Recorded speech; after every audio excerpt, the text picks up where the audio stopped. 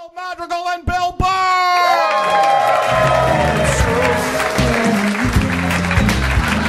All right. That's the first one. Yeah, why don't you go over there? Oh! It's happening. All right, Thanks for coming out. What's going on? How are you? The first one. We're doing Yeah, we're doing the odd couple thing here. You're drinking beer, I got the fucking tea, right? Well, It's not because I'm a health nut. I'm a big-time booze hound, and I take gaps. Take gaps off, right? So right now... Do you talk about that at all? You take, you just had a big weekend.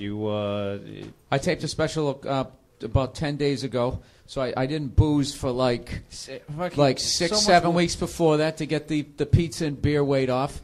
So I don't have a big pumpkin head when I go out there. I already get trashed enough on Twitter. I don't need to help them, right? So that's what I do. Then I lose like 10 pounds of booze weight, and then I just go right back to being a fucking animal. And then it's so funny. So this time I'm trying to hold it off for a couple of weeks. That's all. Every time we hang out, it's hilarious because, you know, there's booze. We're comics. There's booze everywhere. We get free liquor everywhere we go. It's amazing the willpower that he has. Because I always go, hey, you want a beer? Like, no, I have there's cold Stellas over there, and I'm fucking loving them. And I say, you want a beer? And he goes, no. And he says, I haven't been drinking. And then I'll try to take days off, and I last for 2 days, 3 days, and then I'm right back at it. I can't fucking do it. You got to get through 6. Once you get through 6, then it gets to the point where you don't want to give it away. You don't want to start over again. But it's brutal. Trying to start. When I quit boozing, I have to try it like 18 times, because then I'll be like, all right, fuck it, I'll start tomorrow, and I'll drink. But I'm not an alcoholic. I just really enjoy it. I think people are a little overly sensitive. I think I'm an alcoholic. I really do. No, you're not. You're too successful to be an alcoholic. Yeah, I guess. Yeah. Let's piss off all the addicts that are watching this. That's wrong. That is the kind of misinformation that we are trying to stop right here. That's exactly it. Yeah. No, if you're watching this at home, if you're successful, you're not an addict at all. And all those people that you're hurting need to toughen up, okay? Because you're right. Let them bring a check home, all right? Let them bring a check home. So this is the first one we're doing. We have a great show for you guys tonight, and you can actually stream this. You guys can ask questions, not by yelling anything out, but you can. This is the first show. I think we're encouraging people to use their phones. And people are watching, I think, all over the world if this thing's fucking working. Hashtag ATC Podcasts, and then questions will come in, and if that works, they're going to send them to me, and I can have some questions show up, and we'll answer questions. We have great guests. Eddie Pepitone is here tonight. Let's hear it for Eddie Pepitone. Eddie! All these people are on the ATC network. He does the Pep Talks podcast, and then we have Jen Kirkman is here tonight. Let's hear it for Jen Kirkman. I seem fun. Tom Segura is here tonight. Let's hear for Tom. Tommy. And the always amiable Dave Anthony, ladies and gentlemen. Somebody laughed because... What a ray of sunshine he is. He really is. He's a fucking delight everywhere he goes. Imagine he was like a preschool teacher or something like just, hey, everybody, how you doing? Nice. You'll see when he comes out. So you want to bring out, and we're also doing this. We have a bunch of shit because this is what's the story with this styrofoam cooler that you got from Gelson's? You signed this and you're auctioning this. I forget what that was. That was when I was in. I gave up on the whole global warming thing. I just thought that they're all full of shit, and that if God did want us to have styrofoam, we wouldn't have made it. Yeah. So. No, I forget what it was. I was going somewhere to booze, and I needed a cooler. So I didn't have anything I had to tape. So, yeah, my head was in rare form. It's giant.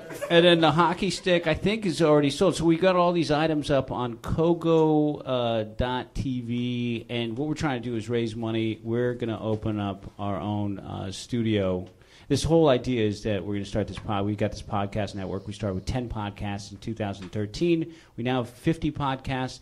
Doug Stanhope, Bert Kreischer, all the comics you see tonight, Tom Segura, Jake Johansson, Harlan Williams, Tom Papa, and go on, because we have a great, great crew of comics. Aaron Foley, Ian Edwards, Baron Vaughn.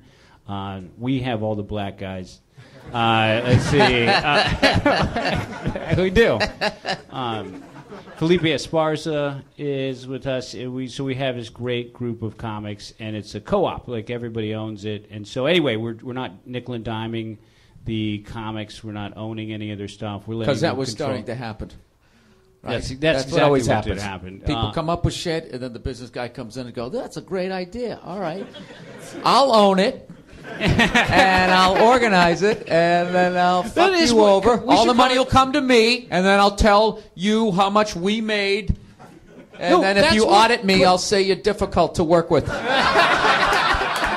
That's basically how it works. So we were like... You think we're joking around, but that's actually what happened when we tried to start this. We tried to start this 4 years ago, and with those guys from Texas. Yeah. This guy was. I'm from Texas, so you know we don't lie. That's one of the things he said in the meeting. It's like, oh yeah, I've heard that about that state. That state's amazing. There's just something about it.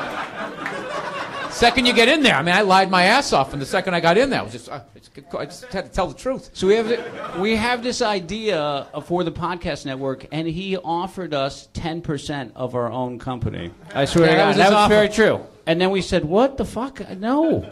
And he goes, "Okay, 20%." And he got all the way to 50% and was going to pay us each $100,000 a year, and we told him to go fuck himself. So we started it. I don't remember that last part. Yeah. You didn't tell me that. Shit. You said to go tell him to go fuck himself. I would have fucking given him the whole thing. Would have gone out there in a fucking diaper with the holding the sign. That's it. I would have sold out. I've been waiting for that, man. So we got a bunch of shit, and let's see what we got. You got those designer glasses, you son of a bitch. You got a kickback. I'm getting the money. Everybody brought stuff. And I have, let's see what I brought. I was on this TV show that no one ever fucking saw. And this is the poster for it. If you see me here, I played a doorman with a very thick accent. Someone new is moving into the building today. Hey, that was me. How did that not be a hit, dude? That's about as basic as it goes. So look at that cast. That's Jeffrey Tambor. Jeffrey Tambor. We played best friends, and then Raquel Welch, Chris Klein, Fran Kranz, and Joanna Garcia. Never saw the light of day. Written and directed. Well, it came out during the writers' strike, so we had no writers on set. So CBS would come to me and go, Al, if you wanna punch this up. And I was going through the bars at CBS Radford, looking at writers going, they want me to rewrite the whole thing. What am I going to do? And it was just we went with the original scripts, and it got canceled after 5 episodes. But that actually made it on air. Yeah, it made it on air. Oh, this is Welcome to the Captain. What was that? The name of the building? It was, when you drive down Rossmore and there's all those cool old Hollywood apartment buildings. It was modeled after one of those, and we shot actually in the lobby. And it's it was a look at it. It says one building, endless stories. 5 stories. That's funny, right? 5. Endless stories, and they order 6. And then there's this. I did that. You did that. Comics Come Home. You did the. I've Dennis done that Leary a number of times. Yeah, Leary's Dennis Leary has this. But I did it, and then, but I know nothing about fucking hockey. So the headlines. I can explain a lot of that. Yeah. What is this? All right. So Comics Come Home thing is something Dennis Leary did with Cam Neely, Hall of Fame player for the Boston Bruins, and unfortunately he lost his parents to cancer, so they started a place basically where if you were getting treated, it was the Cam Neely house where you didn't have to be sitting in the hospital, which is fucking horrific. So they gave him a nice place to stay during their treatment, and they've been doing it for like 20 years. So that's why it says Neely Brothers Cure Cancer. And then there's a bunch of other jokes that are just Massachusetts there, like Jesus saves, Espo scores on the rebound. That's a Phil Esposito. That was an actual bumper sticker when I was growing up. didn't sell well past Rhode Island. But a couple of weather jokes. Rescue me, that's the Leary thing. So yeah, and then it says, Al, all my best, and it's Dennis Leary. And I'm not the biggest hockey fan, but yeah. If your name is Al. Yeah, and you want to buy this. We got a hell of a photo for you. And you're big. We're gonna build. We're gonna build. This was just the first thing we're starting with. Second thing, you know, they're gonna gradually gain in excitement. We'll see. So let's. You want to bring Eddie? Eddie out? Pepitone. Yes. Ladies and gentlemen, big round of applause for Eddie Pepitone. Eddie. Hey. Hey. Hi, podcast eats. Ites. How are you? Ites. How are you? How are you guys? Good. Good. I thought you were going to bring out your shit. Should I bring it out? You're supposed to bring out your shit. All right. You can't edit out live when it's We live have streaming, a question, though, from Lauren R.B. Bill, when are you coming to New Zealand? We have no wild animals that can kill you. I'm supposed to do Australia, and I'm going to do New Zealand. Was allegedly going to do it in the fall. I just have to see how soon my latest thing's coming out. So I know that you guys haven't all seen my jokes. And you guys are maniacs down there. I don't feel like getting the shit kicked out of me. So it all depends on... I don't have an answer for you. Sorry. But I do want to do it. I want to go all the way out to Perth in Australia. Bon Scott's grave. It's on my bucket list. All right. So, sorry. What do we got here? I got a couple of. Are you a fighter pilot? What is that? Well, I signed my sleep apnea mask. I signed my sleep apnea mask, and it comes with humidifier tubing, and that's a big thing. I don't know if anybody's into sleep apnea. By the way, it's not.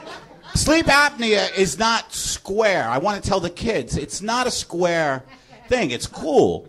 Sleep apnea is cool now. A lot of people. There's all kinds of sexual shit, role playing that you could do with the sleep apnea mask. Having sleep apnea, that's a sign of wealth. It is. Was that a Chinese proverb? You can it's like the gout. No, you can eat and drink to a level like nobody in those third world countries. Like, no, they don't sell those down there. People don't have sleep apnea. What? There's not a lot of food down there. All right? I'm fucking grown. All your clothes here were made in a sweatshop. All right? If you gave a shit, you would have made your own shirts tonight. If you gave a shit, right, you'd be making your own clothing. You're not an alcoholic. I have a loom. He does. Not an electric one either, right? You got the one where you move it with your foot. With the foot. And I got plantar fasciitis, and it's not easy. That's right. Those of you who don't know what plantar fasciitis is, get hip. Get hip. Yeah. I'm the guy now who's getting all these ailments, but I'm trying to make them hip. Yeah. You should. Well, the way you draped that around like a hipster scarf is fucking great. Imagine if this catches on. You know what I mean? Like just draping. It's happening right now. Dude, somebody who's into weed has got to be able to fucking figure something out with that, right? Yeah. Somebody who's into weed. Yeah, you can make you just act like... Right? Oh, yeah. They actually have that shit already. I as a child, 14 years old, I smoked pot out of a surgical mask. And like attached to a bong. They still, right? And it's really not good. It's like I walked around just listening to Zeppelin for years. That's all I did. I mean, that's not bad, but that's all I did. Just Zeppelin. So if you're a big Eddie Pepitone fan and you know how you could MacGyver this thing into a fucking vaporizer or a bong, this is an ideal product. Okay, yeah, or if you've succeeded enough in life and you have sleep apnea, but you haven't had time to buy the apparatus, here it is. Here it is. And then I have the DVD of the movie made about me, The Bitter Buddha. I did a movie called Runyon, Just Above Sunset, where I spoof mountaineering, where Runyon, and this is like a local joke, but Runyon, which is a little fucking hill, basically, that actors trot up. I made it like Everest. I have a Sherpa taking me up Runyon. My wife and me wrote it. It's called Runyon Just Above Sunset. And then I have my vinyl record of my album, The Great Stillness. Oh, come on, man. Be bashful. That's Look cool, at that. right? Look how... Yeah. I wanted the drawing to have me in a sleep apnea thing, but the guy did not want to do it that way. I think it's great. See? Quality. It's pretty fucking great. And what else is going on? So you upgraded your sleep apnea mask, or you've actually figured things out and you don't have an issue? Is that... I've upgraded? Where are you getting rid of this? How can you... I have another one. Oh, yeah. There's a better model Yeah, now? do you think I would just get rid of the only one I had? And then at night I'm like a fish in a boat? Like, ah!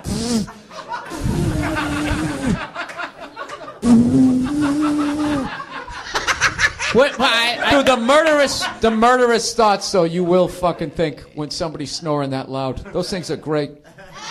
They really are. It's true, by the way. By the way, my dad does a thing where he breathes in, then he goes like you think he's gonna fucking die, and like part of you is sad because he's your dad, and then the other part is kind of hoping it happens. That's how fucking annoying it is. But I don't say it's not a snoring issue. This is you stop breathing, all right? Is that you stop breathing in your sleep? Is that? I don't know. I just feel like I'm a victim of circumstance with this whole fucking thing. You know what I mean? I did a sleep. Well, it basically is my wife who couldn't put up with my snoring. That's basically. See, because I went into the dentist and they took X-rays, and then I just thought it was all a fucking scam. And they showed me that the passage here and when I breathe is smaller, and that they said I have the same thing. But I thought it was just he was in cahoots with the sleep place, and that they were just trying. We need to move masks. Yeah, Dr. Stevens. We need to move a lot of masks. Diagnose your people. Dude, I worked in a dental office. It's a business. I'm telling you. Yeah. You know that was the craziest thing when I worked there. I realized that just like comedians, there was good dentists, there was hacks, and there was... It's so true. Dude, there was one fucking guy. This dude, like, he always vacationed in Florida, and he just was trying to get to that vacation, and he just fucking... he would just fucking, if you had 2 cavities, suddenly you had 5...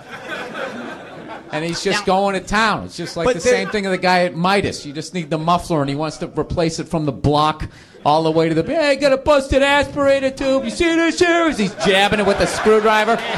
He was doing that with people's teeth. Well, that's what's fucked up about it. It's beyond fucked up. That's a part of your body.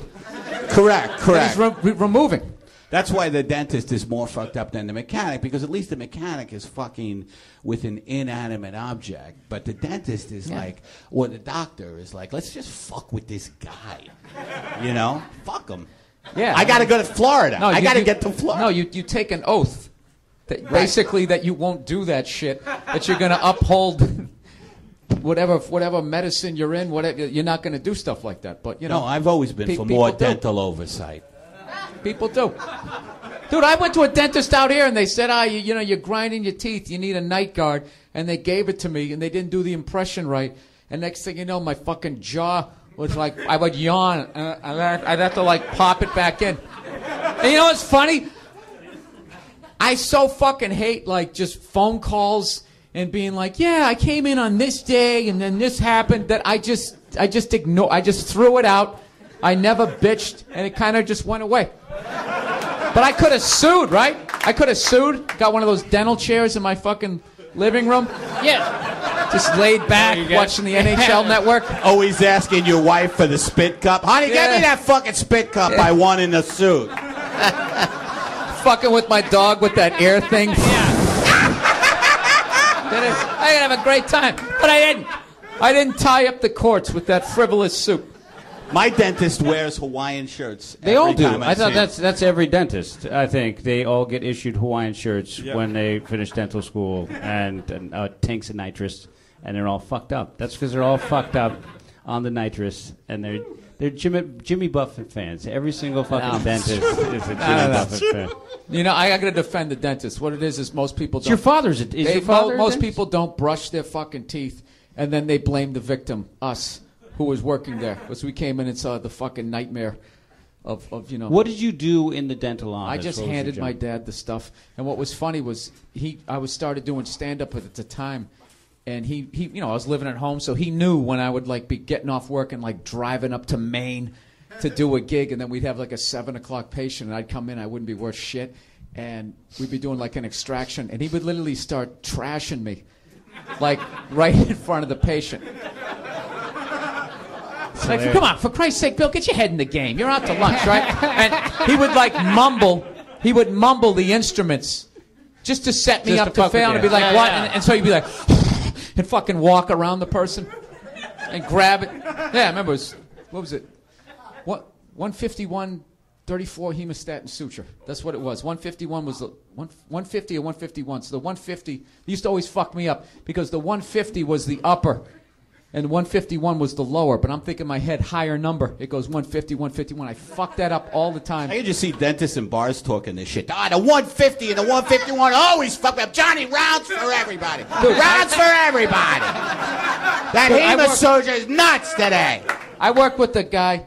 He was like 70 in the early 90s, all right? And he had this ash forceps, which is for yanking out the front ones, that he had traded a typewriter for in World War II. I swear to God. And this fucking thing had gone through the sterilizer so many times. It was so fucking it was rusted, clearly rusted. And he used to just stick this thing in people's mouth. Nobody would say. You'd see people wanting to say something, but they're like, he's a doctor. I can't say anything. And then finally somebody said something. Finally, after fucking 2-3 years of working with this guy, somebody finally said, dude, you're not putting that in my mouth. He goes, it's all rusty. And all the guy had was, oh, it's not that bad. That's all he said. Shit. Now, and that was the height of like the HIV AIDS scare, and oh my God, you know, it's fucking in the air and everything. So you had like 50 pairs of gloves on. And this guy was so fucking old school. He was from that generation. You just had the mirror in your mouth that you in your pocket that you just fucking used on everybody. So one of the famous ones that he had, we were fucking numbing up this dude to yank something out. I can't remember. And he leaves. Oh, we were taking an impression, that's right. And then he came back in to take it out. And when he took it out, the guy said to him, he goes, Dr. So-and-so, he goes, why do your gloves taste like salt? They're like salty. And he goes, oh, I just had a couple of French fries. I swear to God. I had to work, I worked at medical offices when I was in high school. So in high school, my parents, my mom used to staff medical offices. So they leased me out to a pediatrician's office where I was in the back for the summers. I put on a lab coat, and I took the bus there. And I was like a junior in high school. And I did fours, which are the piss test. So you get called fours? They're in the back. They called it fours. It's 4 tests. I did hearing and vision for little kids. And then I did the hemoglobin. I had to prick them in the finger and take their blood. And then I had to get the cup of piss and do the stick in the cup of piss. And kids... Dude, I thought you checked their hearing and their eyes by their urine. I was like, what the fuck is that? That's why everything's in the piss. It's like, Jesus, that's advanced. In the piss. Yeah. What do they see in it? And kids would just come out. It was like the kids would come out with just brimming cups of piss, too. Just like... Here you go, mister. Just fucking sloshing. And after a while, I just didn't give a shit, and I was just touching cups of piss. The worst part, though, is my dad that entire summer was working on our house with all these Mexican guys. They were my friends of my uncle, and they'd see me coming up in a lab coat and fucking go, hey, doctor, come here. I want you to look at something. And I just, all right, very funny, Angelo. Very, very funny. Watch this. I'm going to do a great joke. Not the dick thing. Yes. Yeah, the dick thing every day. See. The fucking dick thing. You want to bring out our next guest? Absolutely. Yeah. Absolutely. Do I stay? Or? Yeah, you're going to stay. You're going to stay. Right. I got to get this. Oh, it's nice. I think that's going to go for a lot of money. Ladies and gentlemen, she is on the I Seem Fun podcast on the ATC network. A big round of applause for Jen Kirkman, everybody. Let's hear it for Jen Kirkman. Jen Kirkman is coming out. Hey. How are you? Hi, you guys. What's going on? We good here? All I want to do is talk in a Boston accent with Bill. Is mine still that bad? I think. No. I When like you to do think your it's cute. accent, because I do up mine sometimes too. Oh, okay. Yeah. When you go, your father, or whatever you do, I love doing that. Anyway, sorry. Continue. No, it's all right. Do your how show. you doing? I'm doing great. How are you? You were you on the road this last weekend? Did you go anywhere? No, I didn't. The weekend before, I went to Vancouver. I was on the road the weekend before. Vancouver? Yeah, there you go. That was fun. There was a naked bike ride when I was there in town. It was raining out. People were riding their bikes naked as like a bike rights thing, which I support. That was just in Portland too. I saw that. Did that happen there too? Yeah, I think that's like every. Don't you think weekend. those cities are boring that do stuff like that? Because they have to do shit like ride on a bike naked to like really get drum up shit stuff? going. Yeah, you know I what I don't mean? like to say bad things about cities, but I do. I love it. Don't get me wrong. Whenever I go somewhere, people are like, "Did you go here? Did you go there?" I'm like, "No, I went from the airport to the hotel with the thing." Like, I don't give a I've seen a coffee shop. Like, I get it. Like, unless it's like Indonesia or something like that's gonna blow my fucking dick off. I really am like, I get your city. I get it. It's probably just like mine. There's a Starbucks, and then an organic pizza, and then a That bar. is funny to boil the world down to like, I get it. There's a coffee shop. I fucking get it. I get it. Like that's the world. I get it. There's Wi-Fi. I get it. Hey, can I ask a question about bike riding? It's fun. No, I lose my fucking shit with these people now that are riding bikes in L.A. I think it's great, whatever, but like how they then think that they could just ride out in the fucking street. Right, like No, that's not cool. It's like I understand you allotted time for riding a bike. I didn't. I'm in a car. Get out of the fucking way. And I love how L.A. didn't fix the roads for bike lanes. They just paint a bicycle in the middle of the street. Yeah. So now they have the right. So now they have like this fucking arrogance. Or even worse, they'll have like a cluster of 20 of them, like they're in the Tour de France or some shit. And you're fucking beeping at them, and they get all mad at you. Yeah. It's like, Well, get I the rode a fuck bike. over. I rode a bike once in L.A. on the streets, and that was it. That was it. I was like, this is not. Did you a even city. ride it back home, or did you just kick it over and take a cab? That's what I would picture. I might have ridden it back home, but I was like, this is not a city friendly to what bikes. I like is when so now if you park, that's where the bike lane is. So how am I supposed to? Sometimes a bike is coming and I have the blinker on. I can't and they look at me like get fuck over. off for parking. I can't believe we don't see more of them dead, just on the side. Like you know, every once in a while you see a pigeon that got fucking nabbed. Like you see a fucking guy all fucked up. You do. You see those frosted bikes, those creepy bikes where they paint them all white, and then there's the flowers. Yeah, like. That's If you see one of those early in the morning, you'll think like Jesus came and you got like left behind. It's got that creepy, the world end. Is it sort a of memorial dioramic. bike? Is that what you mean? No, it's creepy. It means somebody fucking got hit there and they died. So what they do is they take their bike. Sometimes the bike they got hit on. I know, I drove by. I'm making up half of this, but I think it's true.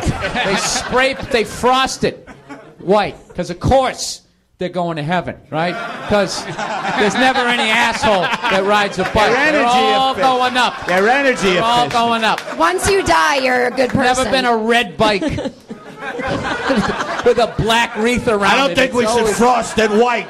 He was a bad fucking guy. Yeah. So you were Purgatory in yellow. Yeah. Oh, thank you for mentioning Purgatory. It's like my favorite fucking place to think about. No one ever knows what I'm talking about when I say Purgatory. Yeah, Purgatory's the shit. Purgatory is where It is. Purgatory is where my family laid it out straight for me when I was little. They're like, you're probably not going to heaven, but God puts most people in purgatory. That's Purgatory's where we want to be. Yeah, they're like. That's like Why? That's like Why? that. Purgatory's like that bar nobody knows about yet, and you're just fucking chilling there, and it's quiet, you know.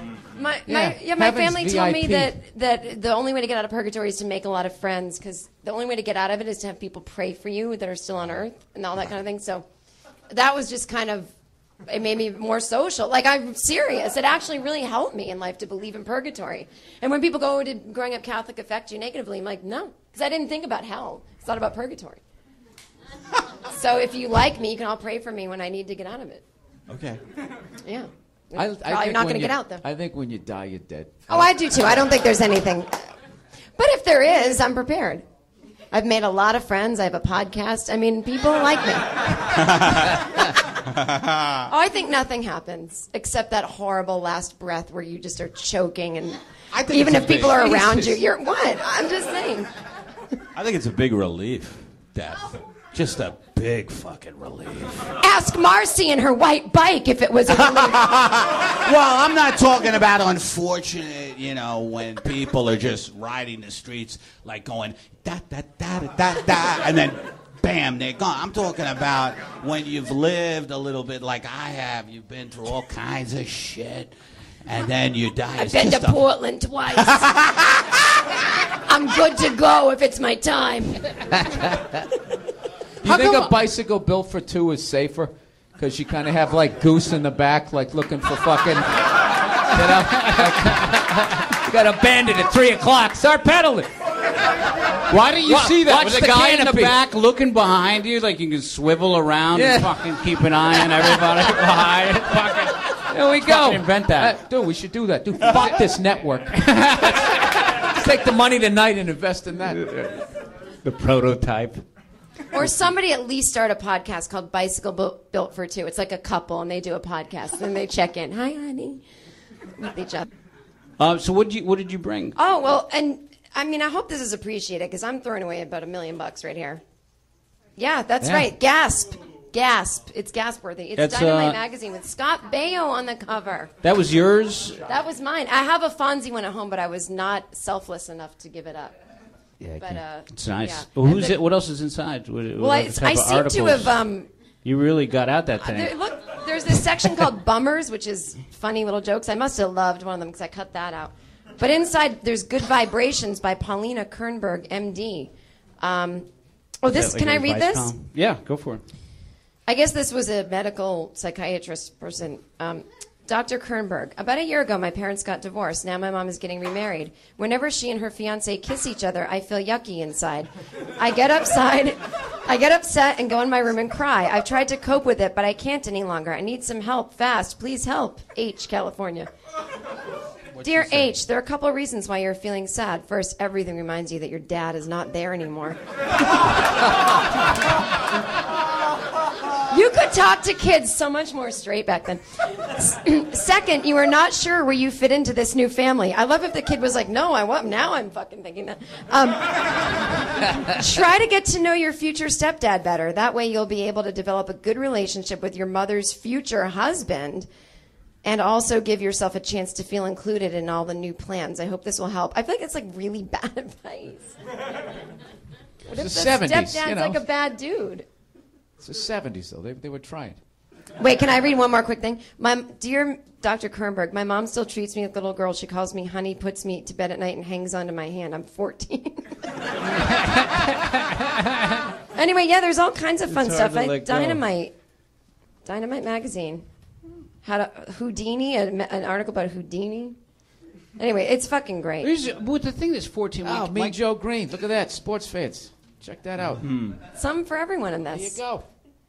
There's a lot of wacky comedy in this, too. I think I've noticed something. Somebody ripped out the article on Scott Baio. Oh, no, here it is. Oh, he is fucking hot. I'm sorry. He's still cute. I mean, he was cute. He really is. Look at that hair, that cute little hairdo. Really cute. Continue. I'm just going to read. He started out in commercials when he was 13. Sell out. Sell out. There's no selling out anymore. Is there? It's like every movie star I love has done a commercial. It's true, man. That's true. It's really depressing. You know what was the most depressing thing? Did people see fucking Bob Dylan do a commercial in the Super Bowl? That was it for me. That was it. But it's an American car company. Bob Dylan. But everybody stole all the music, though. They stole all the movies. You get what you pay for. What the fuck are they supposed to do? Because then, if he keeps it real, then he fucking, has to walk down the street with all the regular people, and then they're just going to give him shit. Bob, what happened to you? You fucking fell off. Right? So fuck it. Put it in a Carl's Jr. commercial.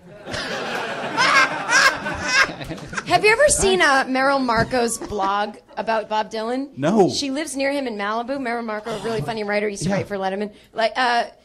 He has a string of Christmas lights that he has outside of his home every year, but year round, just one string. But then at Christmas, doubles it up, 2 strings. That's so Dylan. And she takes a picture of it every year and puts it on this blog called Bob Dylan's Christmas Lights. Fucking love So it. don't call him a sellout. Yeah, no, it's if he hard puts for a me. big tree up or something, then you can, have something to say. But let the guy do a Cadillac commercial. So, anyway, but I want you to know one thing about Scott Baio. He wishes he could do Happy Days for 20 years. Jesus. And he doesn't even know fucking Charles in Charge is happening at this point. That's why no clue. Don't wish for things because it could get even better than your own dumb wishes. Yeah. You don't know what's best for you. Only the Lord does. The Lord. I also have a book. My mom told me to get. Thank you. It's the impact of Kurt Cobain killing himself. My mom was like, "Please buy it. It sounds wonderful," and it's really awful. So I thought I'd auction that off too. You know what was awful? The movie about How did they get away with calling that a book? I know. Look at how small the pages are. And you can just capitalize on someone 137 else. in a real regular size. This is like a 30-page memoir. Sorry, I should have been saying this is incredible. You should bid on this. Right. Well, it's been, yeah. What's the book? It's called Charles R. Cross. Here we are now, the lasting impact of Kurt Cobain. Oh, okay. And you wrote a book, and it's doing well, right? You should mention that, though. I wrote a book. Well, yeah. Promote it. It's called I Can Barely Take Care of Myself. It's about I'm an idiot and what people say to me when I tell them I'm 40 and I don't have kids. Oh, thanks. Well, it's not like a cause. It's just more an answer to the small talk epidemic in this country, where all people do is ask if you have kids. Then if you don't, they act weird to you and say the small shit talk like you're gonna die alone. epidemic is claiming a lot of people. My God, doctor, she's talking about soda. I got asked at 8 a.m., how's your day going so far? I'm like, I fucking don't know. At 8 a.m.? Yeah, I'd rather someone just say to me at a coffee shop, like, hey, like, is your heart broken currently? Or, like, when's the last time you got fucked? Like, just I'll talk to you. That would be funny if baristas, and I love that word, would start with, instead of how you doing, just be like, hey, do you have anything wrong with you, like an illness? Or something like that. Like, I just don't like small talk. I'll just talk. Yeah, no, I'm with you. Let's jump right in. Let's answer some questions real quick, because Okay. they're piling up, and we can all answer these really quickly. Oh, I thought you were just checking your Twitter feed. Yeah. You're actually doing part of the... This is, You know what that reminded me of? As far as like just saying something weird. Can I set this down over there? Yeah. I was walking down the street, and I think it was in New York. I was doing a gig late night, and I'm walking by, and this homeless guy came walking by and just gave him the generic. I go, how you doing? Then I was thinking, like, yeah, I'm fucking homeless. I think, yeah, there's just, you can't use, how's it going? You can't say, how you doing? No, I said, what's up? You just say, I said, how you doing guy? to a homeless guy when I was in college. He was by the dumpster, and he just surprised me. He just jumped out, and my reaction was, hey, how you doing? And he goes, and he looked at me, he goes, what are you, fucking queer? And he called me a fat. All right, here. This is a good one for all of us. What are our? This is from Mick Dar 45. The top 1 to 3 favorite non-American comedians. Non-American comics. Top how many? For me, top couple. can I do it first? Yeah. I probably overseas a little bit. I like this Irish comedian named Tommy Tiernan. Yeah, I he's like great. a guy named Right.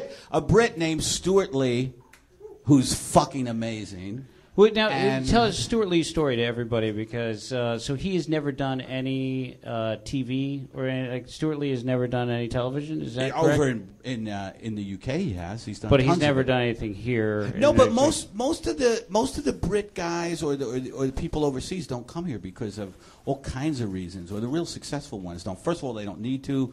Second of all, the visa shit is really hard. It really is. Like, to come here and work, they make it really difficult. All right. Yeah. So Stuart Lee, Stuart Lee, Tommy Tiernan, Canada's getting like and Sean Hughes, huh? Canada's getting like that. Is it? Yeah, trying to go in and out of there and all that shit. No matter what you give them. I always lie when I go up there. Yeah, right. Like, what are you doing here? Yeah. I'm visiting friends. Yeah. By I'm yourself? too Yeah, a wedding thing. That's a You know? good idea. I had You know, trouble prove getting that I'm in. not. That's what I'm fucking doing. I give you my work papers, but you're going to say I don't have enough. So you're going to... Right. Yeah, so I don't have the right Prove ones. that I'm not. Cut to Sir, them could having you a just gun stand to over your here? Could you just stand over here? I immediately just want to say, fuck the whole tour. Forget it. I'm not doing it. I have no stick-to-itiveness. Let's see what else. Oh, somebody wants to know about your pinky. Can you extend your pinky straight or is it always slightly bent? Oh, you? You have a bent pinky? Yeah. It doesn't look This is bent. small You know what it talk. was? It doesn't look When bent. I was playing drums, I wasn't holding the sticks right, so it ended up being like that for a while. And then I kind of noticed it. I was dating a girl and I was telling this story, and my fucking fingers were like Fred Sanford. She's like, are you from the Lord of the Rings or some shit? See, this is why I didn't booze for like 7 fucking weeks before my last special, because this is literally the level with which that people pick you apart. Like, can you extend it that last fucking 10%? Or can you not? Like, that's really bugging somebody. It's Hammers, and the guy's name is Hammerstorm 7. Fuck, Hammerstorm 7. I'm trolling you. That's what I do. I'm awesome. I'm fucking. They're such pussies. They really are. Can you extend your stomach past your dick, you fat fuck? Right? Or something else? Whatever your ailment is. One of your ears stick out further than the other. One of your balls hangs down farther than the other. So you got to come after my fucking pinky finger, you know? Who's watching whose auction here? Huh? Maybe you want to bend one of your fucking pinkies and you'll have... Someday you can be in the back of a comic book store, right? Pulling up in a Prius. All right, everybody. One more time for Eddie Pepitone, Jen Kirkman. Yes. We're going to take a quick break, and then we're going to bring out Tom Segura and Dave Anthony.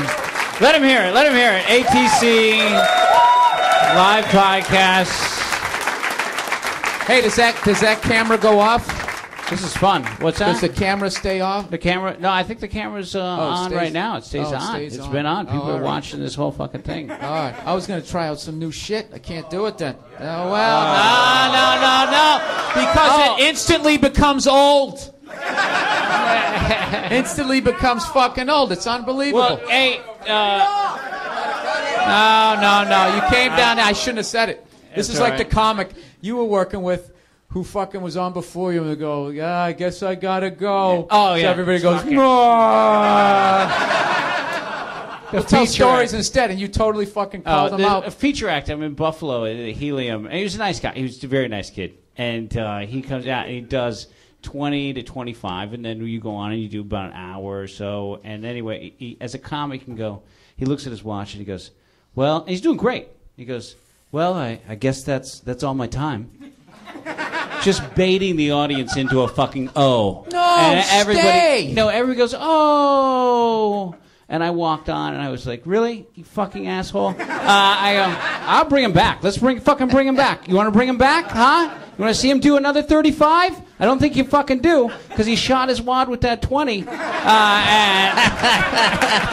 And this is what I love about Al. The crowd doesn't understand what's going Just on. They're just dig like, we up. love that last guy, and then he has to still do an hour after fucking you. You come Shitting out, on you him. end up looking like the biggest I asshole looked like ever. the biggest asshole. I just shit all over him, kept making fun of him, kept doing it throughout, and still had a great set. It was fine.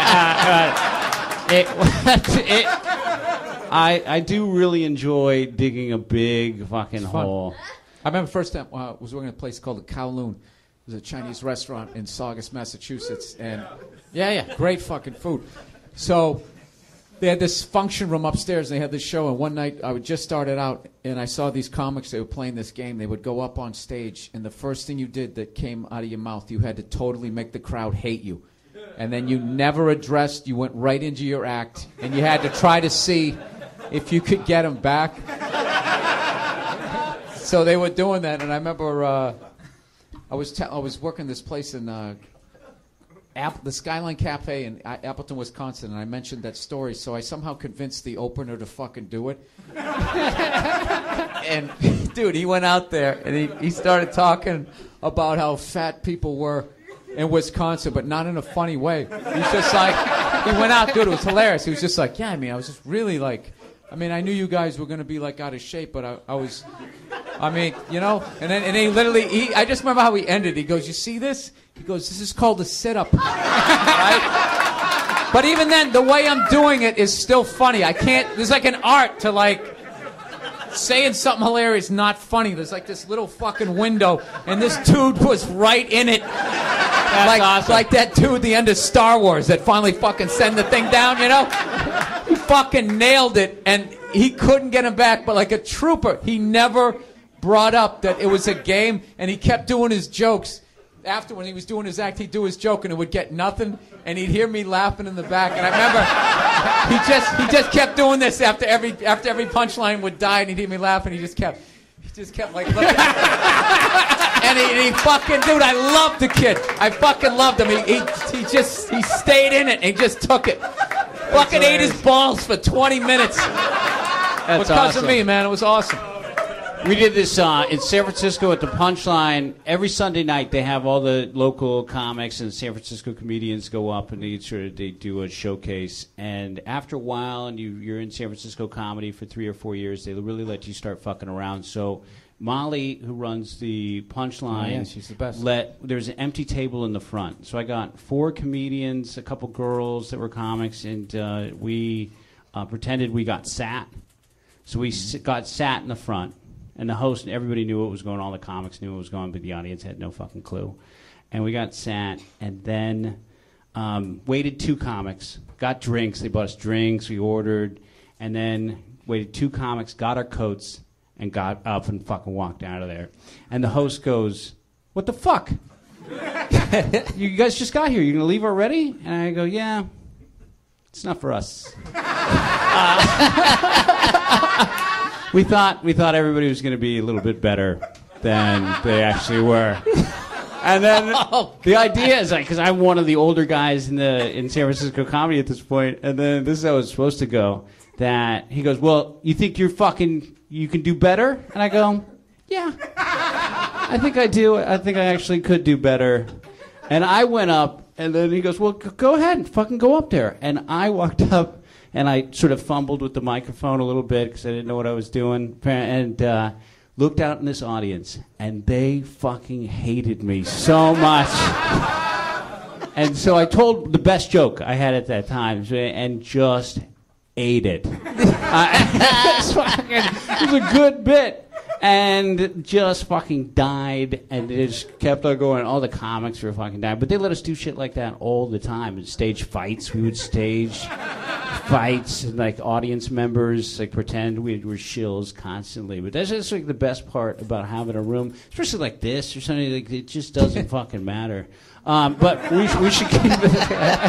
I think that's important to realize in comedy when you start out. It's like it really doesn't fucking matter. It really does. You think every set when you're starting out is like important, and somebody's watching. Nobody's fucking watching. It doesn't matter. Let's bring out scary advice to give up. Somebody's gonna fucking. It doesn't fucking matter. Hey, actually, if anybody is a new comic, I brought a couple books that I think are essential to. One that's essential to starting. It's Comic Insights by Franklin Ajayi, and it's one of the best stand-up books ever. We're all going to sign it. And he taught this at UCLA, but this is my copy, and I think anybody starting out and doing stand-up should absolutely read this. It tells you a lot of good shit. Ladies and gentlemen, are you ready? We bring out one of my friends. He's in podcast. It's called Your Mom's House. Big round of applause for Tom Segura, everybody. Hey. What's up, Tom? How's this going? Are you listening? It seems to be going well. This is fun. I'm totally tuned out. I don't know what's going on.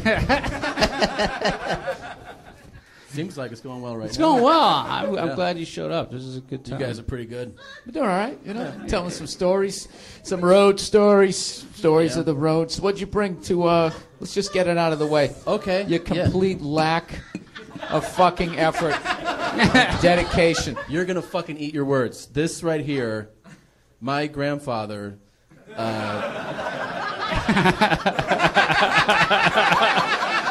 Spoke too soon. He owned a general store in Louisville, and in '57, when Kennedy visited, he didn't have anything to have him sign, so he had him sign this, and then he gave it to me, and I've traveled everywhere with it, and then when I was in... Did it still say whites only on the front door when he walked in? I got to do something to try to save my side of the story here. On the inside. They didn't fucking have those in the 50s. Absolutely did. They didn't have cardboard. They didn't have cardboard. They didn't have Tupperware. Everything was made out of metal and wood. When I was in Argentina in '99. I was in Cordoba, or as you would probably say, Cordoba, and I was. I was going to go back to Buenos Aires, and I met a girl at a leather store, and she took me to a party, and Maradona was there, so he signed it. Hand of God. Hand of God, signed it. God. And then I was in the Atlanta airport 5 years later, and I saw Pelé.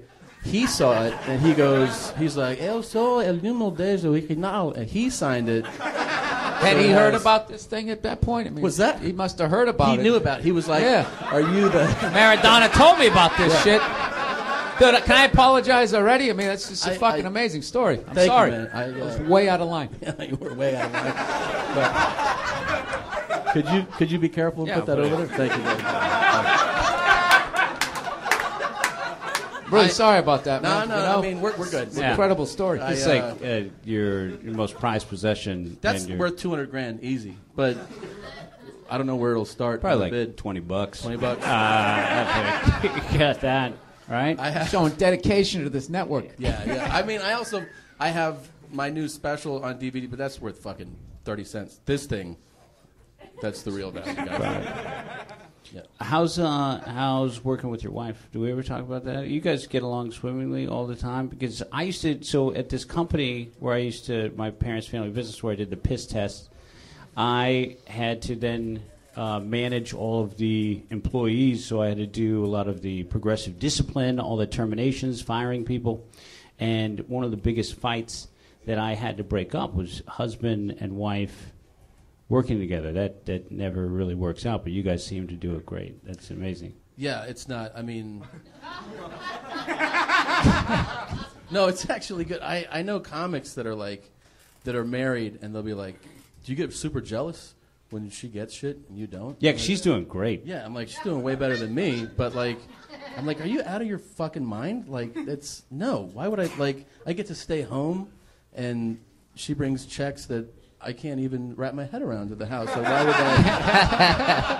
would that bother me? That's a fantastic thing. So doing the show together is easy. Yeah, because I always heard like one headshot per household is a good. That's Bob Hope said that. Did he? Yeah. That's all right. No, I don't fucking know. All right. I just wonder why he didn't sign the fucking paper towel. I want to know, what is progressive discipline aside from an unbelievable name for an album? Progressive. Yeah, if you play like a prog band, you fucking would. Has anyone ever been talking? You get a verbal warning, then you get a written warning. I always made people sign the verbal. I did. That was my little trick. I'd like, do you want to acknowledge that we had this conversation? And just in case I needed a jump step too. And so it's first time. And people would sign that? Yeah, idiots. And Jesus Christ. They would always, sometimes they would refuse to sign. This is a great, I can't believe people fucking did this. They would refuse to sign. I'm not going to sign that. And then I go, can I just have you acknowledge that you refuse to sign? Fucking sign it. It's great. Dude, that's when you're going to go to a store and they just go, can I get your phone number? And the people just give it to them. Like, I'm always standing in the fucking line like they're morons. Hey, can you step in this lava? Oh, okay. You have a fucking name tag? We're not going to do anything with it. Yes, you would. Why are you asking for it? You just collect data for the fuck of it, you know, in between customers. Yeah, but that was always tough when you had husband and wife to working discipline? together. No, not to. They would always argue, and it was just too close. You spend more time with them. You spend time working with them, and then you spend time at home. You know, like there's people actually going to a business, so it's probably different. It helps though that it's not a real job. It's not a real job. You know?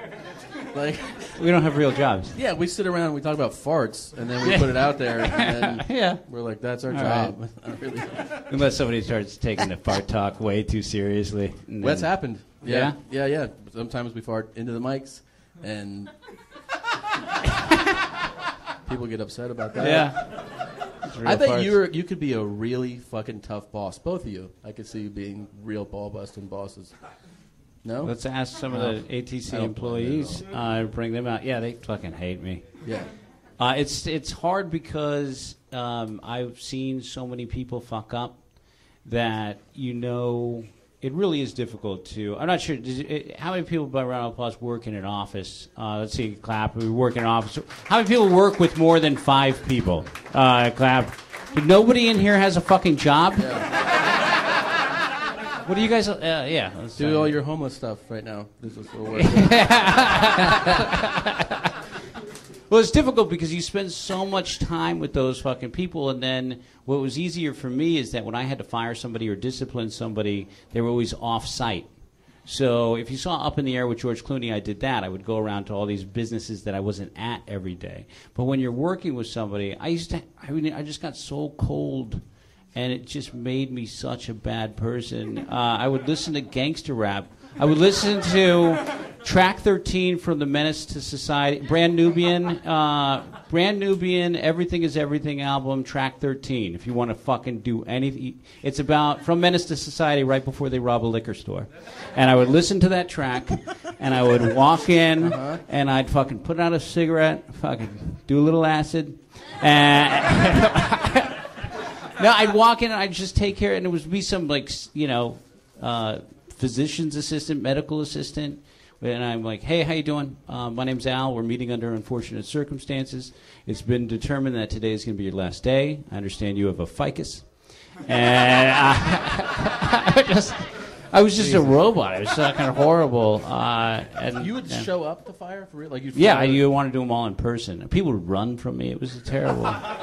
Yeah, I never told you about any of this shit. No. If you saw me at 4:30 on a Friday, it was bad. So when I was just popping around, and sometimes we had so many businesses we deal with that I would pop into other companies and just to say hi. And I go, hey, Brian, how are you? And he goes, I don't know. You tell me. And just fucking took off. They would all run from me, and then at some point I knew the guy, so I started getting bored with it. I'd fire so many people that I spun around in one guy's chair. I called him to his own office. Man. Still, a stupid comic was trying to make it interesting. And so I called the guy to his own office, sat facing the wall, and felt him walk in and just rolled or turned around. Jesus. It was fucking hilarious. I thought it was really funny. Fucking ice cold, man. That was the exact opposite. I didn't like having a boss. I didn't want to be a boss. I just stayed out in like warehousing. It was mainly where I worked. I liked warehousing because I didn't have to work outside. Yeah, what jobs have you had other than working in a dentist's office? Well, paper route when I was a child.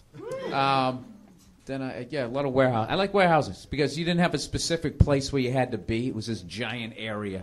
So there wasn't that fucking cubicle thing where you're just sitting there with, you know, the office space, the guy, coming around the corner. So I would just be, where's Bill? He's on the forklift. He's fucking over there, whatever. And there was also sort of a much looser sort of boss-employee relationship. Like we used to imitate our boss. He had slightly a high-pitched voice when he would get mad. He'd be like, oh, come on, guys. And we'd all be going, come on. We just give him and then he would just walk out shaking his head going, bunch of babies. That was it. And it was like, I remember, too, he tried to say in my review I was making like, fucking $5.75 an hour, right? And I was trying to see if I could get up to $6, and they fucked me over. They were only going to give me $5.85. And he said that, Bill's a good worker, definitely a smart guy, but he tends to be too sarcastic. And he spelt it sarcastic. And he had already given it in to his boss over him. And I said to him, I was like, dude, it's sarcastic. And he was just going, no, it's sarcastic. I was like, no, dude, it's... And this is before, like, fucking smartphones where you could just look it up. So it was just two guys in a vacuum going like, no, dude, it's sarcastic. I don't think it is. It's sarcastic. He's just walking out mumbling. Sarcastic. It's sarcastic. And then, Tom, what about you? Normal jobs, day jobs? Fucking so many. Jesus Christ. In LA, you've always, when did you... When I first got here, I interned at Copelson Entertainment, and then I worked at Chibo when they opened. Right across here? Right across the street when they first opened, and it was just like... It was just... Just hookers. Chibo. It was just hookers and Chibo. And this is a track here on Sunset, late at night. At least it was. So it was all pimps and hookers. And then one day, the owner was like, "Stop serving hookers. Like, don't serve them." And I was like, "How do you want us to do that? Like, what if she just looks like a hooker?" I'm just like, "No." Nice lady. Like, you look too fucking willing to get this right. So, and then they caught on to it. So what they would do is they're like, they needed a place to chill while they were waiting for guys to drive up. So they would be like, "Can I get a lemonade?" And it would be like $2. And they're like, "Here's a 20, keep the change." And I was like, "We're going to definitely serve hookers." So we did that. And then I had like, short hair and not a beard, really, just like a buzz on my face. And so they all thought after a while that I was an undercover Vice Squad cop. So like all the pimps would be like, "Oh, what's up, officer?" And I was like, "How deep do you think this investigation is?" They're like, "The undercover guys are working at fucking Chibo to catch you buying lemonade." All right. That's great. Yeah, so there was that. Oh, the very fucking first one. This was the very first job. I got to L.A., and I needed a job, and I looked at the time, I think it was the back of one of these, like, free publications, and it had a place called Splash. The relaxation spa was the name of it. I thought it would be like, I was like, a spa job. Like, that's dignified. Yeah. So it's a fancy day spa. That's what I thought, like. And it's probably just on like Santa Monica Boulevard. It seems yeah, like, exactly. Cucumber water, full towels. So it was on 3rd Street, and just all in white. And the crying. Only whisper. That's it. That fucking water fountain. Yeah. I was like, this is a job that I can tolerate doing as like a first job in a city. And I get there, and it's hot tub rooms that you rent by the hour. And again, hookers. It's just like a hooker spot. Hookers. And the guy who owned it was the biggest fucking piece of shit I've ever met in my entire life. And, I was like, "I thought this was a spa." And he was like, "Yeah, it is. Like, you rent the rooms by the hour at my spa." And, like, do we offer any spa services? He's like, "Yeah, you can sit in the spa." And like, okay. So I did that for a couple weeks. You had to clean up after... yeah, the best was when we had a policy. This is the best thing, was that the policy was, it was mostly people meeting like escorts and that they found online or in papers, and you were not allowed to go to the room without everybody there. So like somebody would show up and they'd be like, "Hey, I got the Barcelona room." They had themes, Nice one. There was the Greek one, and there was the Japanese garden. So it was like, "I got the Barcelona room," and I was like, "All right, cool. Just wait for the whole party to get here." And he was like, "Nah, I don't want to do that." And I was like, "You have to." And So then somebody would really nervously wait, like, oh shit, like you could see the panic in their face, and like, and you could, you would act like you're not enjoying it, but you would enjoy. You're like, and then a guy would show up, and he'd be like, Kevin? He's like, are you Mario? He's like, yeah. He's like, let's fucking do this right now. And then it would be like triple team, quadruple team? I don't know, 4 people on one? I don't know. So, but then they would go in there and fucking 3 minutes later, they would just run out, and then you just see like 5 used condoms, and then I highly recommend, it's a great job if you want to do it. Everybody's looking for work. 3rd Street, yeah. It's a really nice place. Shit. And with that, yeah. You guys want to go? Speaking of, hey, is he ready? Dave Anthony, ready to fucking go? Mr. Sunshine? Ladies and gentlemen, formerly of the Walking the Room podcast, we can talk. That's still happening? Oh, I can't wait to hear all about it. Ladies and gentlemen, big round of applause for Dave Anthony. Let him hear it.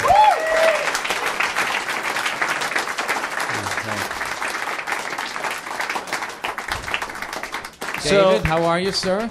So Walking the Room is still... Yeah, it's still happening. Oh, okay. Because Greg went to Australia for a couple months, and he's back. So the podcast is back. The podcast is back. All right. Just like old times, just like a couple of old friends. I love it. They start talking again, and one of them has ADD issues. And that's not me. So there's a lot of difficult conversations. It's like doing a podcast with your grandpa, and he keeps going, what? It's good. What'd you bring out? I brought a doorknob. I'm a fix-it guy, and is that a good one? so we had a kid, and we were living in this apartment. We had a kid, and the door started sticking, and I was like, well, the door can't stick when your kid's in there, because then your kid will die. Can't get your kid. You can never get in there. Once the door's stuck, you gotta forget it. You gotta forget about them. Got to make another kid. Yeah, you gotta make another one, because that one got trapped in the fucking room. So it's sticking, and I'm like, all right, I can fucking tackle this. I'm a man. So I go to Costco and I buy myself a doorknob without a lock. Costco. A lot of people don't go to Costco. I said Costco. I meant Home Depot. Okay. Costco, I would get buy some food, bulk breads, booze. But I bought a hallway one. It's a hallway lock. I don't know. It just doesn't have a lock on it. It's just a butter knife. Because you don't want your kid locking the door because he's 3 and they're stupid. So I go to put it in. I go to try to take the other doorknob off, and I destroy the door. Like it's just. It looks like I went out with a fucking axe, and I'm getting mad at it, and I finally tear it off, and then I take the doorknob off, and it's in pieces on the floor, and I'm like, fuck this, I'll put this one in, and then I can't open the door. It turns out it wasn't sticking because of the doorknob. Like somehow the weight had shifted in the house and it was sticking up top. So the door still wouldn't open. So I called the landlord, and I was like, it's all fucked up. I don't know what happened. And then the guy came out and to fix it, and I gave him this. He's like, what the fuck is that? That's not going to I fucked it up. And I already tried to put this on, and it doesn't. Like, trying to put 2 ends of a door It's very difficult. knob together. That's really hard. It was fucking insane. No, that's I'm very screaming difficult. and kicking the door. I'm like, it should just snap. There should be like a snippety snap, and then you fucking walk away all happy.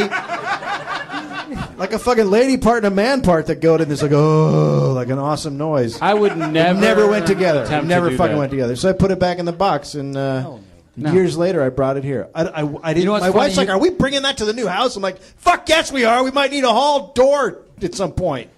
You can see the frustration in the way you repackage this thing. Split and everything. Yeah, pretty much. God, you fucking. Did you consider returning it at any point? No, and this has probably been called a cunt so many times that it's unbelievable. What do you want to It start? needs a loving home, everybody. Do not believe if you have a child and you don't want a lock on your door, this could save a life. What do you want to start the bidding at? 700.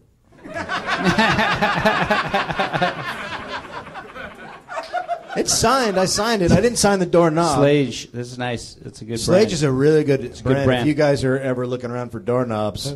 And it says guaranteed fit, too, yep. but not no, with it'll fit right That's in a there. European family, right? Yeah, the Slages. Slage family? Yeah. They came up with the doorknob in the 1500s. Well, the doorknob empire. I have family. those laths and plastic in the house where I even hanging any art or anything framed is such a fucking disaster. Yeah. Because I'll always attempt to just take a shortcut and go in with a screw, and then I go in too far, and it punches through, and it's just I end up with like 4 or 5 holes. The thing's crooked.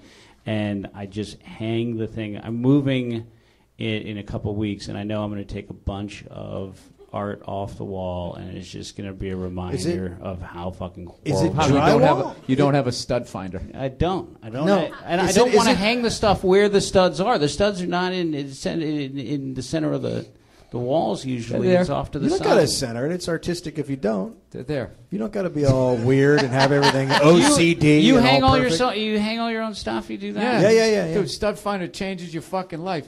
There's nothing worse than when you do the knocking thing and you think you got it, and you're like, yeah, this is solid, and it just goes. You like lose the screw and you hear it fall down there. And you're like, fucking cocksucking piece of fucking shit.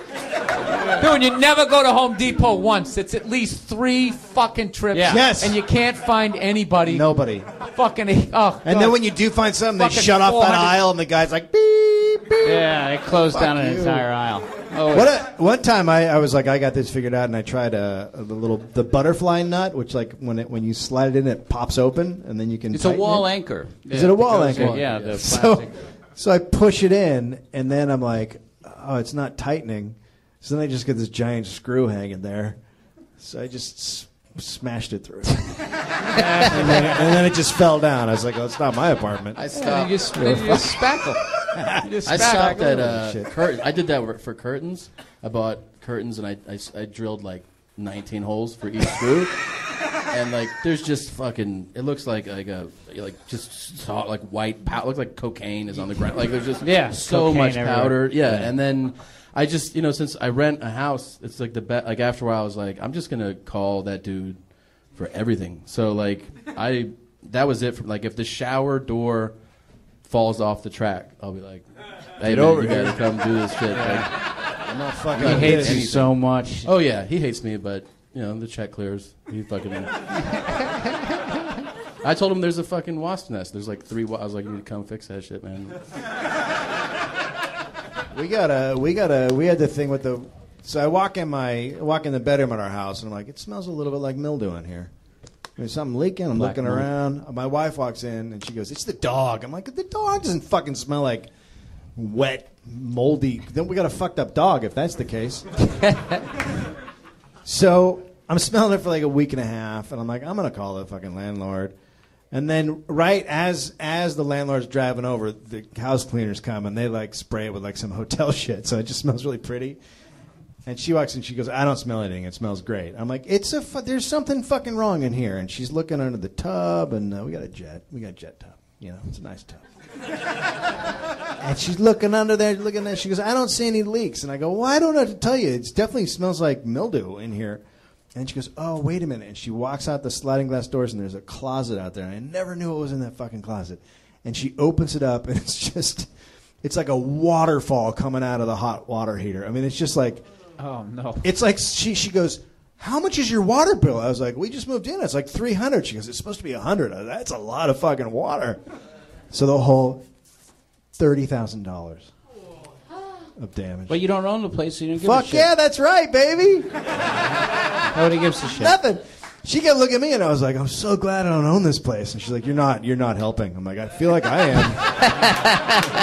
It's definitely helping me right now. I don't know about you, but this feels good. It feels really good. It's the best feeling in the world. Oh my God, not owning something? Of course. The last apartment, I can't believe they never called me. We never paid a security deposit moving in because I kind of knew the owner, and I was like, "What if we don't pay a security deposit?" I was like, "You take care of the place, you look after it." I was like, "Fuck yeah, we fucking ruined that place." Like the bed didn't have any like cushion on the bottom of the frame, so it was just fucking scratching the floor, and everything was fucked up. and didn't hear a word. I was like, what the fuck just happened? No, we destroyed that place. Nothing. The guy never fucking called. It's crazy. I called the city on one guy when I first moved to L.A. My son was 1, and we moved into this place over in Los Feliz on Avocado Street. It's a good street. It was fourplex, and so we're down low, and he was coughing a lot, so he started coughing. The baby or the landlord? The landlord just standing outside the window coughing. No, the fucking baby. The baby's coughing. So landlord is rich and in Orange County and never comes up and is just total slumlord. And so we got You're on TV right now. We had mold. We had a mold issue. How much mold? It was behind a couch. We opened it because behind a couch. Behind a couch because they had that year horrible rains, and I guess the whole building got flooded, the roof flooded and everything. So got in there and there's a big mold problem, and then he didn't address it properly. So I just called the city. I went straight to the city. Madrigal. And he's like no fucking around. That's the thing you learned when you know Al. No fucking around. Like straight to the fucking city. He spun around no in his chair calls. and called the I'll city. fucking take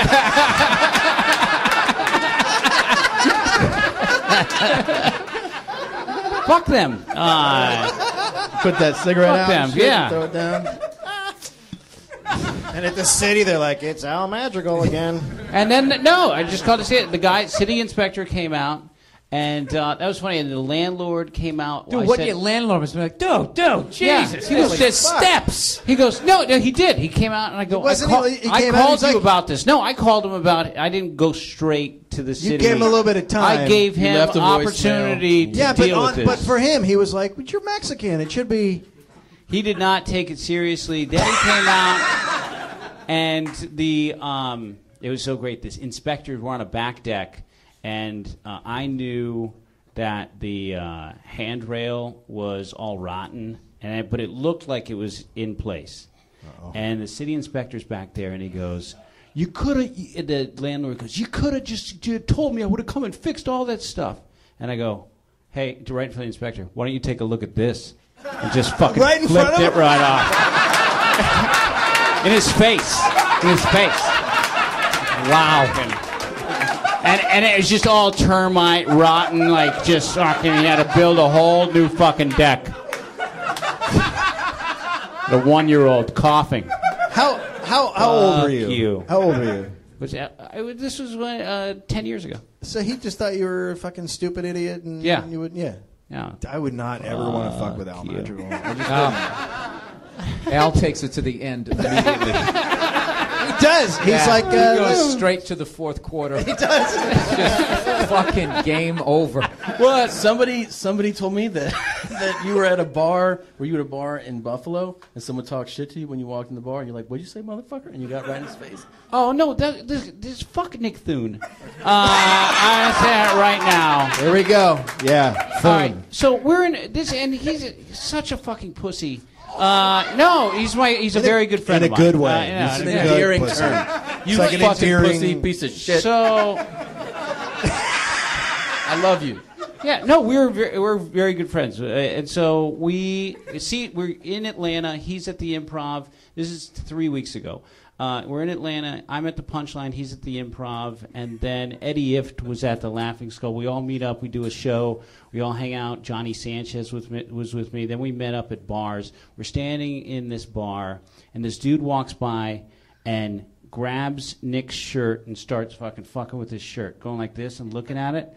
And then I just am standing there. Yeah, exactly. No, that's right. And I'm standing there, and Nick didn't say a thing. And the guy walked away, and I go, "What the fuck was that? You're just going to let the guy touch your shirt like that? How is this happening?" And then he goes, "I just don't want any trouble." You know, the guy seems that really is trouble. Up. And so he goes, "What am I going to do?" And then I said, "Tell the guy not to touch your shirt. Slap his hand." Something like that. Nobody gets to just walk up to you and fuck with you like that.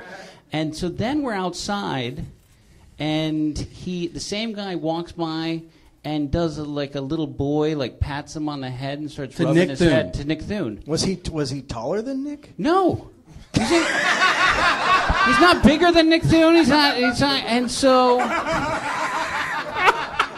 Hey there, little fella. Hey, little guy. you doing, little baby? Nick was sitting down, and he walked by and tousled his hair. So we're sitting at this bench, and a bunch of comics and everybody's hanging out. We're drinking outside, and he gave him the hair tussle. Ugh. And then I smacked his hand and go, "What the fuck? What are you doing? Get the fuck out of here!" And then all his friends came and go, "Is there a problem?" I go, "Yeah, there's a problem. Your friend came over and touched my friend. Get him the fuck out of here." And then my friend's a grown man. Yeah, you don't do treat him like that. He doesn't tolerate this stuff. I mean, he's sitting there silently. It's weird. Didn't and say I'm fighting anything. for him. Didn't say anything, and now he made me feel like an asshole for and I was. But the totally best part of this is I said this should happen in Buffalo, which it did, and this is a different story in Atlanta. So it's a completely different town. Now tell us the Buffalo story. The Buffalo story. The Buffalo story is completely different. Yeah, I don't remember. Tell me the Buffalo. I was story. just there this weekend. Okay, and they told me they were like, we walked into this bar, and that somebody was like, look at these faggots, and you were like, what the fuck did you just say? And yeah. Okay. Okay. So. Unreal. What kind of week did you have that you forgot that? Forgot about that. That's right. Oh no, that crazy bar confrontation. That's right. Okay. Oh, the faggot one. I thought you were talking about this is the first day. Faggot or cocksucker? Cocksucker was Tuesday. We're in Buffalo.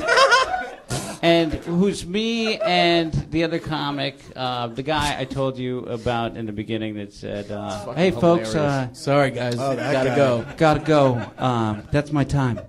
And me and that guy go out. I hate that guy so much. That's it for me, guys. That's and we it. walk up. No. I gotta go. No. Yeah. Hey. Guys, we're actually we are running out of time. We're gonna have to wrap this up. So that same guy, we're out first night, and he's a nice guy. And so we walk into the bar. I go straight for the bar. He starts talking to this guy behind me, and I'm ordering drinks. I look back. What do you want? I go, hey, does your buddy? Does this guy want anything? Anybody else need anything? And I walked up, just thought he was talking to the guy, and maybe recognized him, or they started making small talk. And then I walked up, hey, how you doing, Al? Nice to meet you. And I gave the guy his drink. And as we were walking away, he goes, I was talking to that guy, right? And I said, no, I thought you struck up a conversation, you knew him. And he goes, he called us faggots. When we walked up, he said, hey, look at these faggots. And I go, I'll be right back. Because I was really nice to him, and then I went up, and he was standing at the bar talking to a girl, and I'm like, I go, hey, and I twisted, twist it down like that. Yeah, like a total asshole. Yeah, I know that one. Yeah. And I go, call that one Dad. Did you pull him towards you? Did you do the whole thing where you're like, hey man? Yeah, I did. Because I was pissed. I shouldn't be doing any of this, but I'm telling you. I have 2 kids. I'm going to get killed one day. That's what my wife always says to me, too. But I said, hey, you can't do that. So you called us faggots, huh? And I said, how do you know we weren't faggots? What if we were faggots? You think you can just say that and just throw that around and people are not going to be pissed about it? Because maybe you could run into the wrong guy who could get pissed about it. I would actually do something about it. I was looking at. I'm never going back to fucking Buffalo, and I was looking at the whole thing. Like, I got to tell one more quick story about that trip. So the opener was this little. I'm doing the Dick story, and that's a bit. But by the way, that's hilarious that guy just said that shit. Just that guy in the town. Look at these faggots. Yeah. I know. But that's his. That's just funny, man. Is he that much of an asshole? But that's his thing. Like, that's his place, exactly, and that's like you're coming into his little world, and he's like, he's your faggots guy. He's like, oh, look at these faggots. Anytime someone new comes in, to be honest, everyone looks at him like, what are you gonna say, Larry? Look at these faggots. Just fucking We were looking pretty gay. We did. You guys were holding hands. Yeah, we were all holding right? hands. And No, I was bet wearing, it's super anybody short shorts. new that he doesn't recognize that walks Yeah. in because he's got to make his territory. Yeah. He's nervous. Yeah. You're going to be funnier. You're going to get the hotter chick, so he's got to get you in line. Plus, It's like he's he trying. throws a little jab, puts Yeah. a mitt in your face. And he's trying to impress the bartender. And he Hey, watch completely this. denied it. faggots. Yeah. hey, you get another him free, again. another free one on me, Larry. How did Look he at come him up go. with it? How did he come up with it? It's unbelievable. I would have thought he'd say 1,000 other things. He comes with the faggot. It's unbelievable. It's so fucking original. It's like, how did you find your voice? The mind on him is just like so fast. Never dies. Because those guys came in and I was like, But you, Larry goes. you always Did they go. in Buffalo? Did they tell you about the Dix girl? What? No, they. What? I definitely want to hear about the Dix You would girl, think but- you would know when they got off. You think when you got off the plane, they'd be like, "There's a Dick's girl here." Yeah. Like Yeah. it seems very. What I was going to say was that when they told me the faggot story, I don't know if we should come up with another title for the story, but that story that he saw you go up to the guy, he was like, ah, shit. Like, this is our headliner this week. It's about to get fucked up. But then he was like, the guy, the fucking hey faggots guy, they said he backed down immediately and was like, oh, no, everything's cool. Yeah. No, Because I you know just why? say that. Because you have the eyes of a murderer. You do. It's true. You do. I really think that's what it is. But I also, You know, I did before really you- like look at him in the eyes and I go, maybe you're going to say that to the wrong person someday. Well, that's fucking And I was crazy. doing it, yeah. Yeah. And now he's like he watches the Daily Show and he starts crying like it's all weird. But Now, you know, I was in Atlanta with Nick Thune. Drew Carey and Ryan Hamilton, and so that's like just being with pudding. Like those guys aren't going to fight anybody. Nicest. Yeah. And we were there. We went to that bar area, which is the same fucking thing, and we were with some guys from the club, and the guy's like, "There's guys here that'll try and start shit all the time. It's like their thing." And some guy just walks up to the table and goes, "How you guys doing? You funny people?" I'm like, yeah. And then he just walked away, and I was like, I looked at the guy, I was like, what was that? And he goes, he wanted you to start some shit. And then they'd start fighting. And I said, what do you mean they start fighting? And then his buddies come over, and they have a little shit-kicking thing. Like, that's like a thing that they do in that area. but It's pretty great. It's pretty great. I think you may have cured the guy. Yeah. I think that when you said you might have said that to the wrong guy, that Yeah. now that guy is the guy who, when somebody goes, "Hey, faggot," he's like, "You don't want to do Yeah. that. Don't do it." You might. You know what? What if they were gay? I used and to you need be- to consider yeah. that. I and used think to be about you. that. Exactly. Yeah. I used to be you. And it's not a good world to live in. And then, How's it one feel day here? How's it I feel ran here? into the What's wrong gotten guy. into you, man? What's Dick's girl? All right, so real quick.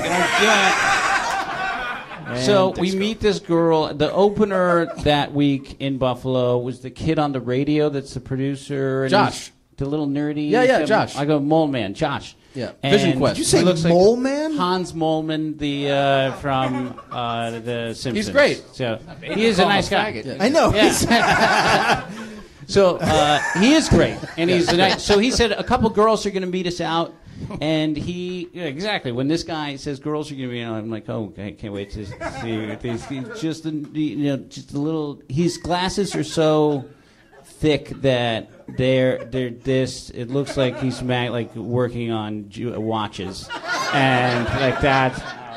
Yeah. So He's blind in one eye. He's blind in one eye. Yeah. And so he said, girls are meeting us out. And he'd known him for 4 years. And these two hot chicks walk in. And the girl's a Disney princess in Disney on Ice. And I said, how did you guys meet? And he looks at me and goes, she asked to see my dick.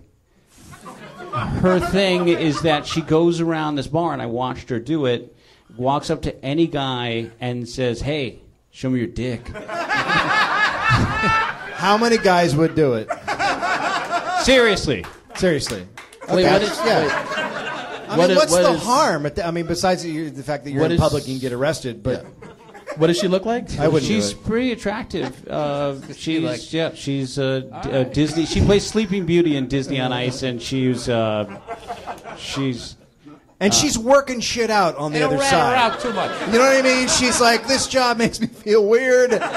So on the other end, I'm just going to go all over town and ask guys to see their dick. I'm in Buffalo. I look over, and we're in this crowded Buffalo bar, different bar.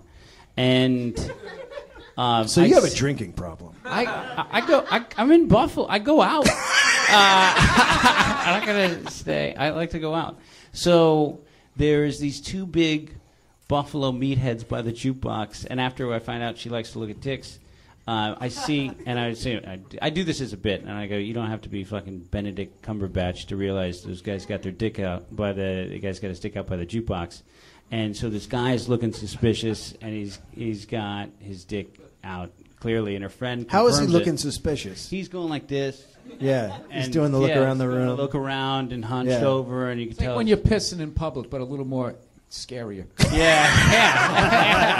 higher stakes. Yeah, it's a crowded higher bar. stakes. That's what I meant. Higher stakes. So, her friend comes back and says, "Oh my God, she did it! Those guys over there." And I look down, and all of a sudden, the guy's got his dick wrapped around his wrist. What do you mean? What? Yeah, I'm telling you. Now we found a story. Yeah. So then I'm thinking, oh my God, this is somebody. I'm by myself, standing there because I was talking to the bartender, and now I'm thinking this is somebody's daughter. And I look at my wedding ring and I go, holy shit, this could be somebody's wife. And I walk over just because, and again, walk over, I tap the big meathead on the shoulder, look at her in the eyes, and I go, I'm sorry, guys, this is embarrassing, but is my wife asking to see your dicks?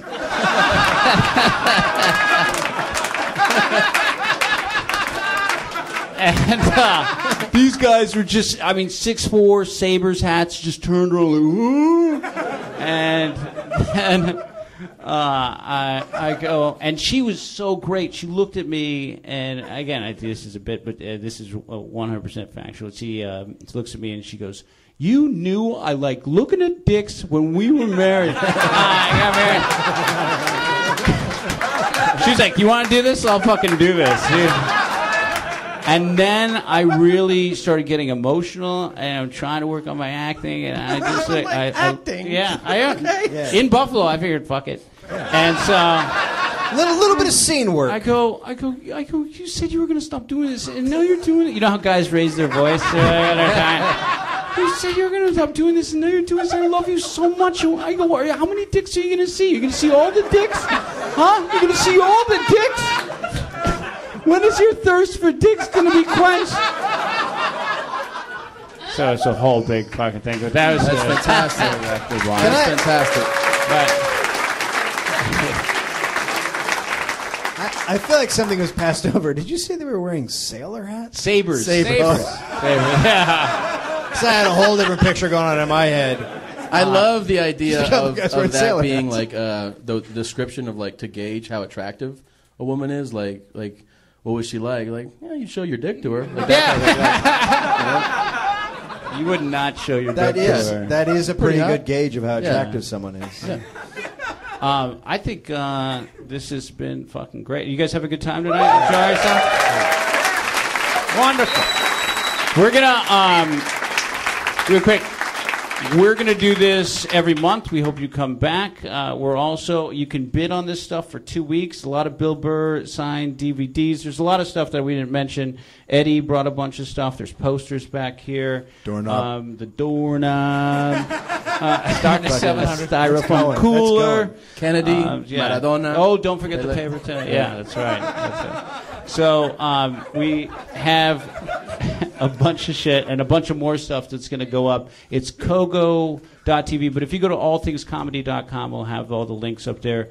We, again, are supported pretty much by you guys and the ads that are trickling in and shit like that. We're trying to make this work without any outside help, so it's just comedians and comedy fans, nobody else. And so... Dave Anthony, Tom Segura. All right, Kogo TV. Thank you very much, everybody. Good night. Thank you. Thanks, guys.